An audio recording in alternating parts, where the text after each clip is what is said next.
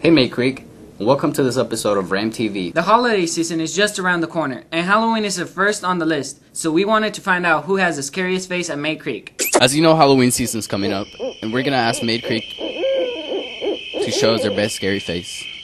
Can you show me a scary face?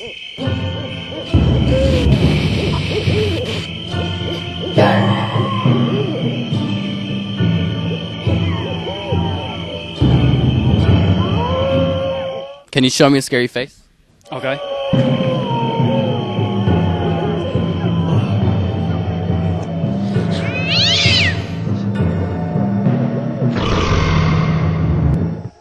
Back to you.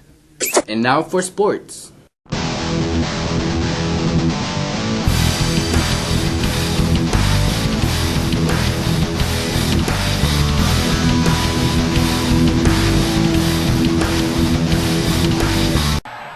In football action, the Morton Ranch Mavericks appeared to be on their way to a stunning upset win, scoring 3 touchdowns in the first half to the Rams' 2. Chris West caught this pass by Will Hanlon to answer back after the Mavericks scored early in the game.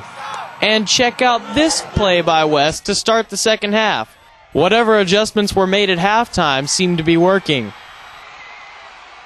In what had to be the most bizarre play so far this season, junior Mason Hooper snatched up the ball after it bounced on Maverick Carson Beard's helmet. Let's watch that again with cheesy sound effects.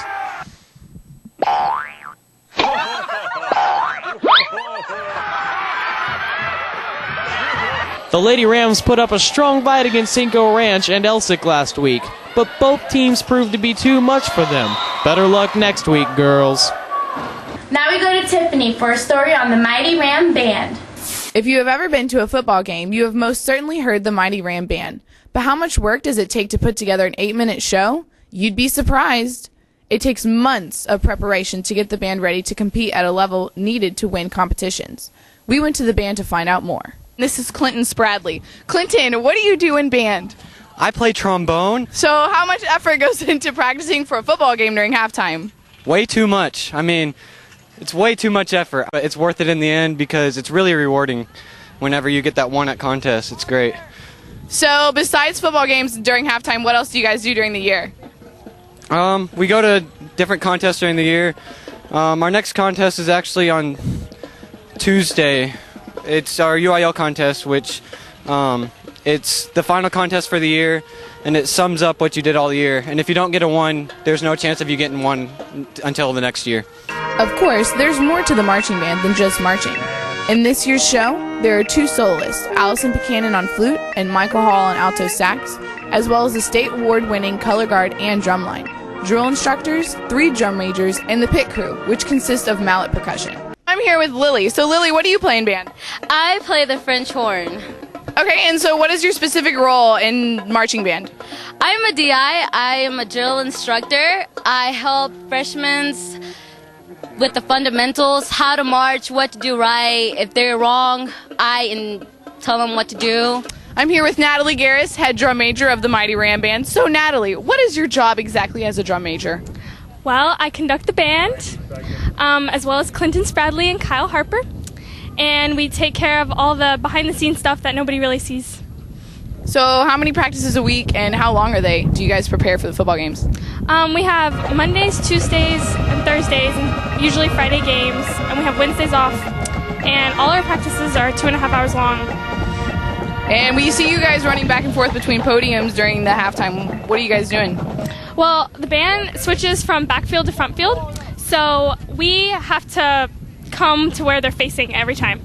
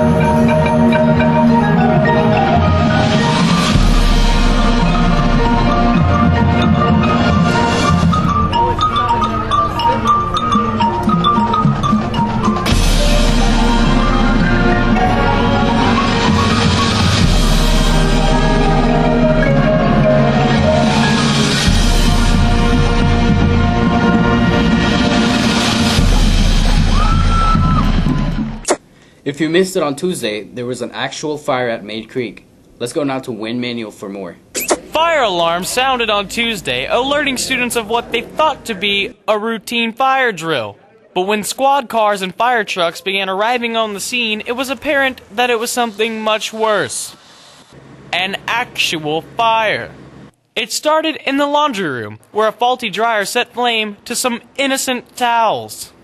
We went to Mr. Tompkins with the inside scoop. All of a sudden, it fired back up again. So when it came back up the second time, it was an opportunity for us to clear the whole building. So that's going to be dismissed everybody out. It was contained to that one area. That's why we called the fire department, and they gave us the okay to get the kids back in the building once they checked it out. We had maintenance department to come over, also along with our fire departments and the police department, and everything's clear. Even with the added commotion, students were only delayed a few minutes before returning to class, except for those students in the athletics center who were delayed for more than 30 minutes. We caught up with one student who saw it all. We're here with Ariel, one of our eyewitnesses. Ariel, can you tell us what you saw? Well, when I first got to dance, it smelled like smoke, and I went to tell the teacher, but she didn't know what it was, and she just kept saying, well, I don't know what it is, so just leave it alone. And one of the dance teachers actually opened up the laundry door, saw the smoke, and still just told us to go to class. And then we went to class, and we had to run out of class during the smoke everywhere in our face and everything like that. Exciting. For our last story, we go to Irene and Grace for a look at our Club of the Week, FFA. For those of you wondering, FFA stands for Future Farmers of America. FFA is unique because very little of what they do takes place at Maid Creek. We decided that the only way to properly tell the story was to show you. We hitched a ride with Mr. Thomas and some of the FFA members to find out what it was all about. We're here with Claire, who's chapter officer for FFA. So Claire, what animals do you have in the barn? I have 2 lambs, and my sister raises a goat. How long have you been a member of the FFA? I have been a member of the FFA for about 4 years now. Every year in high school, I've raised an animal. How does that feel? It's a lot of fun. It's the best program we have in school. I think it's the best club. What is it that you do to prepare your lambs for the show? I work on feeding them, cleaning them, shearing them. It's a lot of work you have to do. What happens to the animals if they don't make it to the show? Here we are with Stephanie, one of the FFA members, with her pig Sparkles. So Stephanie, tell me, how long do you keep Sparkles here? Well, we just got them last week, and we keep them all the way till February when the Katie show comes. And what is the Katie show? It's where all the Katy ISD FFA members, they show all their animals and steers, and then later that night they always have the Katy rodeo. What do you do to keep your pig Sparkles healthy and good looking? Well, we have to clean out their pens every day. We go and use a scoops, and it's got little forks on it, and it scoops up their waste. We have this food. We have their feed. We feed them that. We give them fresh food every day. Right now, I'm feeding her oatmeal because it has fiber in it, and she really likes it. So Sparkles, tell me, do you like this food that you're eating?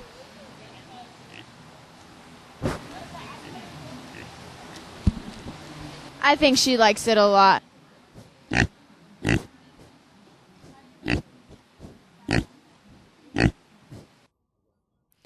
And that's it for Ram TV. Y'all have a great day.